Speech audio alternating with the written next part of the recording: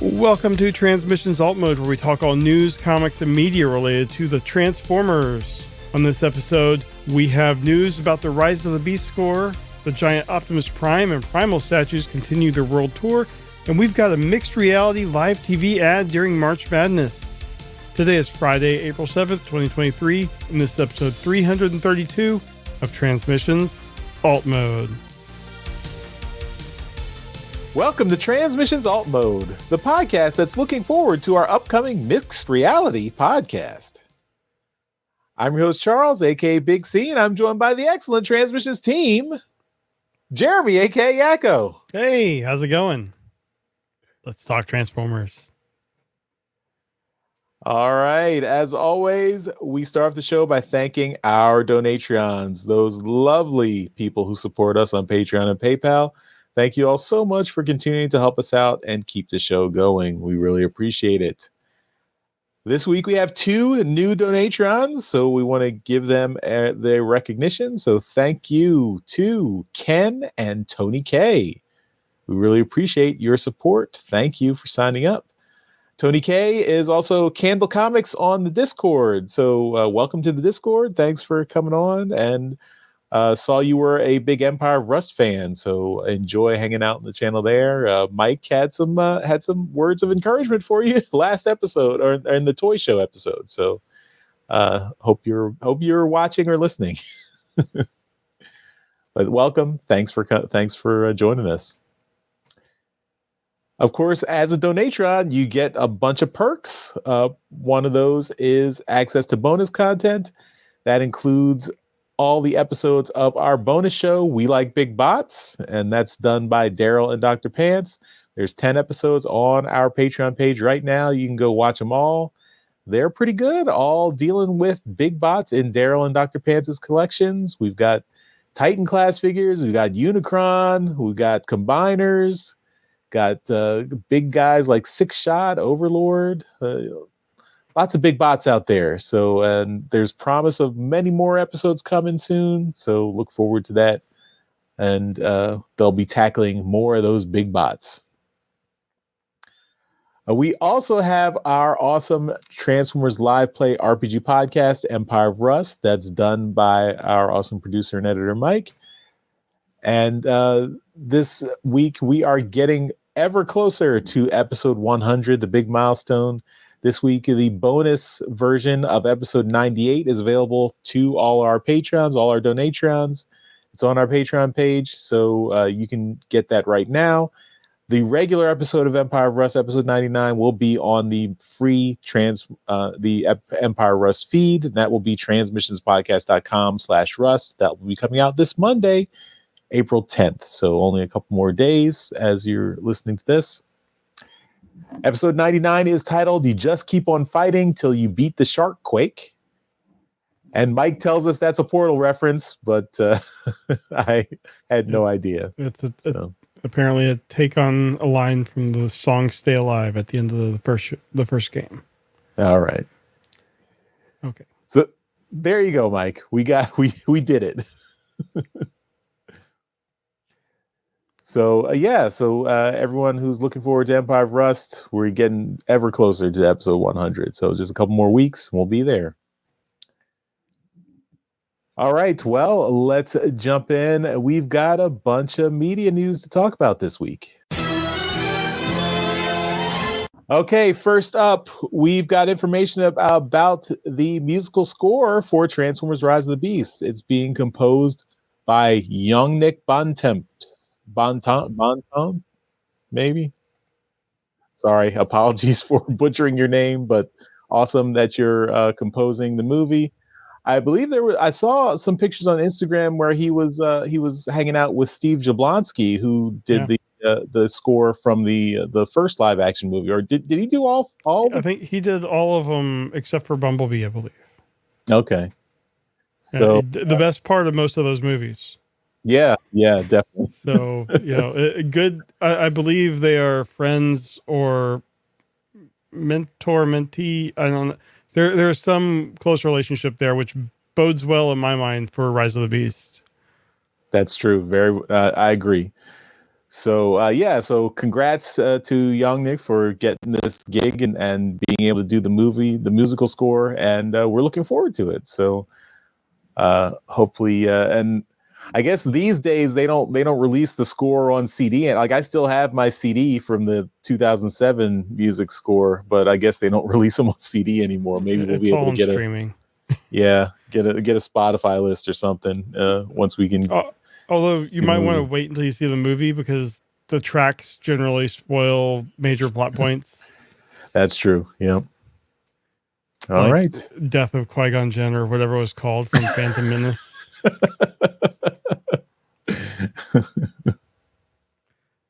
All right. It also we have a first look at the popcorn bucket for Rise of the Beast. If you're going to be getting one of those like premium popcorn, uh, packages where you get the bucket you can take with you. It's a black popcorn bucket and has the Autobots and Maximals on there. It's all the promotional art we've already seen, but when it gets closer to time to see the movie, I'm sure this will start popping up in your local theaters. So check that out. Yeah, so I mean, we've got the Dungeons and Dragons movie just came out last week. So now with that out of the way, Paramount can put all their focus on Transformers now. So and they seem to be doing really good with Dungeons and Dragons. So let's keep the train rolling with the new Transformers movie. Yep. Okay, the Rise of the Beasts, Optimus Prime and Optimus Primal statues are continuing their world tour. The next stop was Australia. So you can see them here. It's cool that these are moving all around. These will be at the Taronga Zoo until the end of April. So if you are able to get into the Taronga Zoo, you can go see these statues. And the movie will be premiering in Australia on July 8th. So they've got to wait a little bit longer. But these pictures come thanks to some fellow Transformers fans from the Ozformers group. So our Down Under fellow Transformers fans, thanks for showing us these images. Did you say July 8th? It's June 8th. Oh, well, I think it's for they might get it delayed because the story says July 8th. So, well, it's June 8th here, but maybe it's just a typo. I believe it's a typo because the sign here that they saw there was June 8th. Oh. And I don't know. I mean, TFW 2005 is never wrong.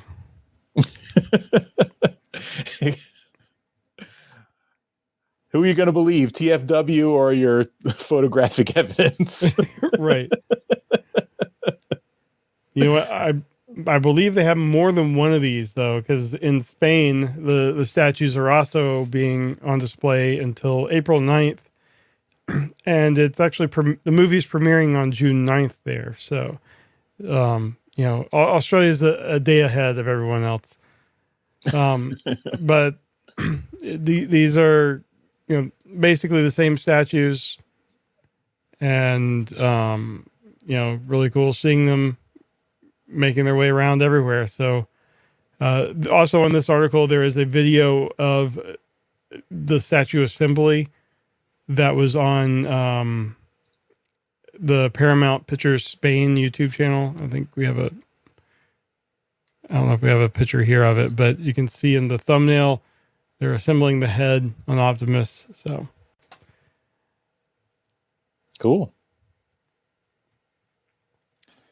Okay, next there was a surprise at the Mid America Trucking Show 2023. They took the Rise of the Beast Optimus Prime truck on exhibit there. So this was in Louisville, Kentucky, and you could see that truck there this was last weekend. So it's the classic Optimus Prime snub nose truck, not the flat nose truck, I should say.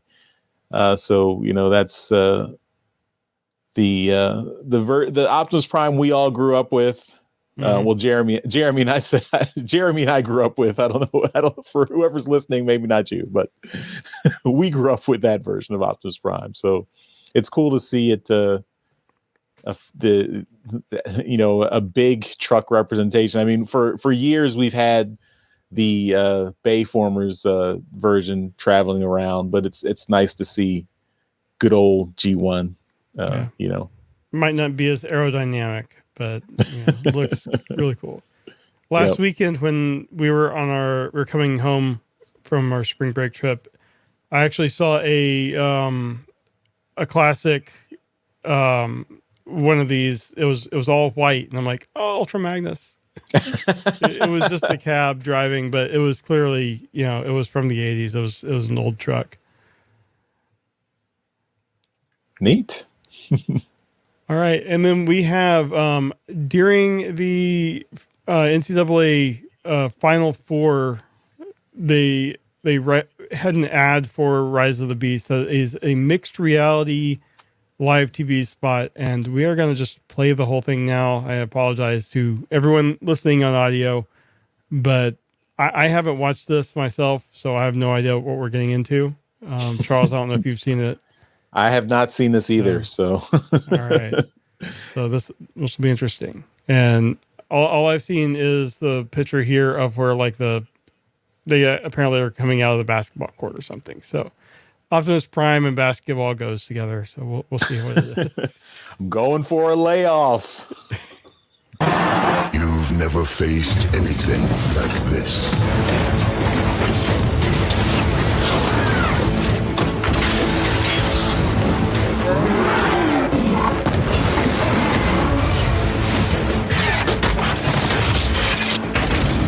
Let them come.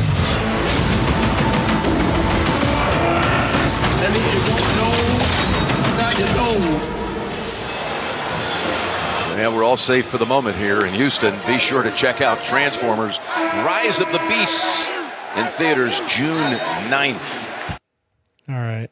Well, I mean, that was about what I expected. But, it looked really cool. The people in the arena were probably bored because they didn't get to see any of that.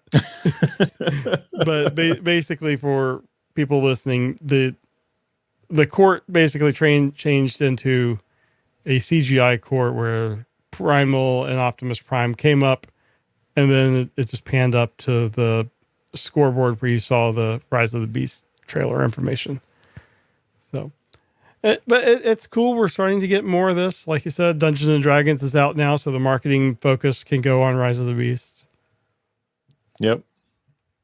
And I did see the Dungeons and Dragons movie last weekend. So if you are a Dungeons and Dragons, like if you have any interest in Dungeons and Dragons, or I played the tabletop game and enjoyed it, fan of the Forgotten Realms play setting there, I recommend it. So my expectations were not high, but I thought it surpassed them. I really enjoyed it. So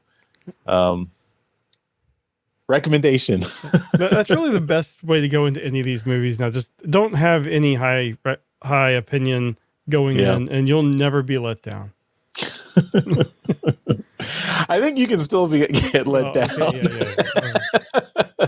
This one did not. This one was not. It was not. It's not a like a cynical. I compare this to the old 2000s Dungeons and Dragons movie. I saw that in the theater, sadly, and that starred Marlon Wayans, and I was not impressed by that 23 years ago.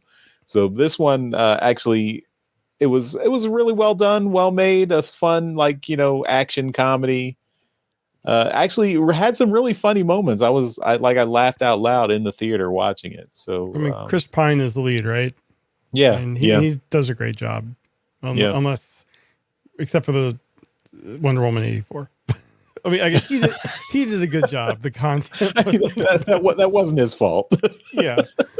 So anyway, but so forgive the slight tangent to Dungeons and Dragons, but it's Hasbro. It's adjacent. Yeah. The Dicelings are Transformers. They turn into 20-sided dice. Even they don't call them Transformers. Well, we know they're Did they actually transform in the? Right, were they in the movie? No, there was no 20-sided dice. That No would've been dice cool. in the movie. Yeah. Okay. Yeah, no rolling for initiative in the movie. All right, I think that's all our media news, but we do have some transforming pop culture. All right. I don't know if we teased this on the show a while back, but I think we did.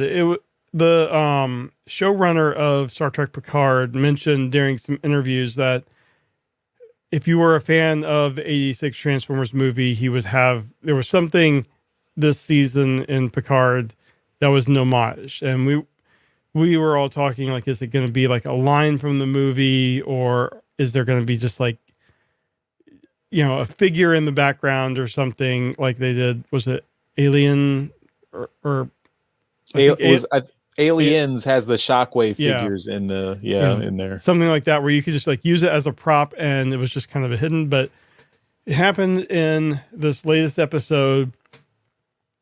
It was not nearly as cool as I thought it would be, but I'll put it on screen here. It was an homage to the beginning of the 86 movie where Unicron is kind of going in front of that sun. And, just at the very beginning where you're hearing the Wow, Yeah. wow. that.